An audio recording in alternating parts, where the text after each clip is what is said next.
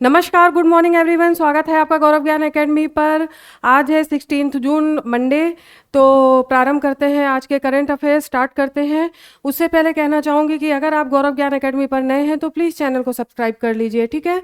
तो चलिए फटाफट से स्टार्ट कर लेते हैं। पूरा वीक पढ़ाई करनी है, करंट अफेयर्स देखना है। रोज़ सीखो, रोज़ बढ़ो करंट अफेयर्स के साथ और गौरव ज्ञान एकेडमी के साथ, ठीक है। तो आ जाइए स्टार्ट करते हैं। पहला क्वेश्चन देख लेते हैं।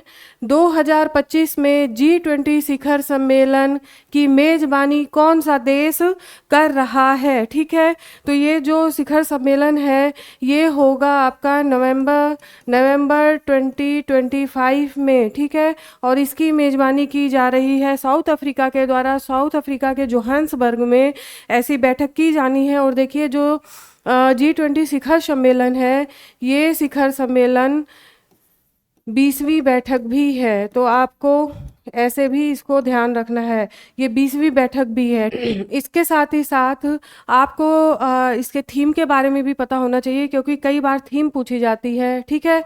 तो इसकी थीम है G20 की, देखिए थीम है एकजुटता, एकजुटता, समानता, समानता और स्थिरता, ठीक। ये थीम है G20 की, जिसे साउथ अफ्रीका के द्वारा अपनाया गया है। तो ये थीम आपको याद रखना है, एकजुटता, समानता और स्थिरता, ठीक है। आ जाइए नेक्स्ट क्वेश्चन पर। नेक्स्ट क्वेश्चन देखते हैं। मानव विकास रिपोर्ट निम्नलिखित में से कौन सी संस्था के द्वारा जारी किया जाता है। तो मानव विकास रिपोर्ट UNDP के द्वारा जारी किया जाता है, यूनाइटेड नेशन डेवलपमेंट प्रोग्राम, ठीक है। United Nation development program, nation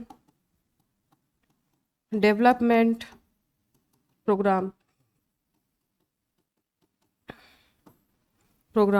इसके साथ ही साथ देखिए इसकी UNDP की स्थापना कब हुई थी। तो ये हुई थी 1965 में, ठीक है। 1965 में UNDP की स्थापना की गई थी। और देखिए ज्ञानवीरों, इसका जो मुख्यालय है, इसका मुख्यालय वो है न्यूयॉर्क में, ठीक है। इसका मुख्यालय न्यूयॉर्क शहर में स्थित है। तो आपको इतने फैक्ट ध्यान रखने हैं। आइए नेक्स्ट क्वेश्चन की तरफ आगे बढ़ते हैं। नेक्स्ट क्वेश्चन देखते हैं। विश्व रक्तदान दिवस कब मनाया जाता है। तो विश्व रक्तदान दिवस मनाया जाता है आपका 14 जून को, ठीक है। नेक्स्ट क्वेश्चन देख लेते हैं। प्रधानमंत्री नरेंद्र मोदी 15 से 19 जून के दौरान 3 देशों की यात्रा पर हैं। इनमें से किस देश की यात्रा किसी भी भारतीय प्रधानमंत्री के द्वारा पहली बार की जा रही है, ठीक है। तो कौन से 3 देश हैं, पहले तो आपको ये पता होना चाहिए। तो देखिए ये तीनों ही देश हैं, कनाडा, साइप्रस और क्रोएशिया। जो उनका क्रम है, यानी कि अभी जो वो गए हैं, तो सबसे पहले साइप्रस, ठीक है। कई बार ये क्रम भी पूछा जाता है ज्ञानवीरों, तो आपको ध्यान रखना है। साइप्रस के बाद कनाडा, जहाँ पर वो G7 की बैठक में भाग लेंगे, ठीक है। नेक्स्ट और लास्ट में उनकी जो यात्रा होगी वो होगी क्रोएशिया की, ठीक है। वो होगी क्रोएशिया की। तो ये क्रॉनिकल ऑर्डर आपको याद रखना है, से भी क्वेश्चन पूछा जाता है। और अब यहाँ पर क्वेश्चन ये है कि कहाँ पर किसी भी भारतीय प्रधानमंत्री के द्वारा पहली बार यात्रा की जा रही है। तो ये राइट आंसर है आपका क्रोएशिया। क्रोएशिया में किसी भी भारतीय प्रधानमंत्री के द्वारा पहली बार यात्रा की जा रही है। आ जाइए नेक्स्ट क्वेश्चन देखते हैं। Next question. उत्तर प्रदेश में कहाँ पर पहली बार रॉकेट से सैटेलाइट लॉन्च की गई, ठीक है।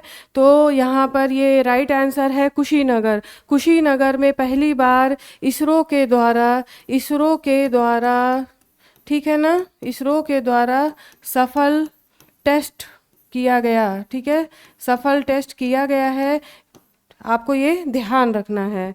नेक्स्ट क्वेश्चन देख लीजिए। हाल ही में किस राज्य के द्वारा PM कुसुम सी योजना का औपचारिक उद्घाटन किया गया है, ठीक है। तो ये आपका राइट आंसर है कर्नाटक। इसमें क्या है, किसान अपनी ज़मीन पर पंप सेट के लिए, पंप सेट तक बिजली जाए उसके लिए अपनी ज़मीन पर बिजली का उत्पादन करेंगे किसी भी माध्यम से, चाहे सोलर पैनल हो, बहुत सारी चीज़ें हैं। तो इस तरह से ज़मीन का जो उपयोग होगा वो बिजली उत्पादन के लिए किया जाएगा और फिर उसको पंप सेट से कनेक्ट करके सिंचाई व्यवस्था पूरी की जाएगी, जिसके लिए ये राज्य सरकार के द्वारा चलाया गया है। आ जाइए नेक्स्ट क्वेश्चन देखते हैं। किस राज्य की विधानसभा में ई विधान या पेपरलेस विधानसभा परियोजना की आधारशिला रखी गई है? राइट आंसर है दिल्ली। दिल्ली ऐसी राज्य की विधानसभा है जिसमें पेपरलेस वर्क अब किया जाएगा। ठीक है, नेक्स्ट क्वेश्चन की तरफ आ जाइए।